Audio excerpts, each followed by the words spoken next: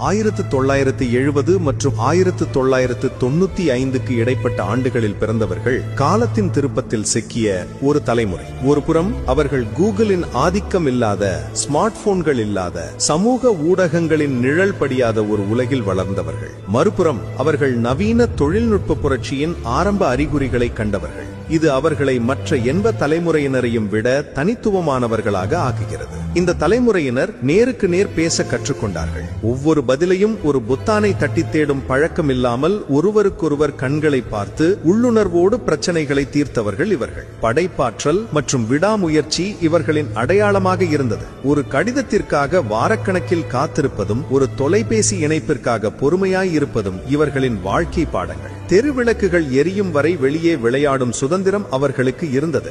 உண்மையில் இந்த பூமியின் சிறந்த தலைமுறையாக அவர்கள் எப்போதும் இருப்பார்கள் என்பதில் சந்தேகமில்லை.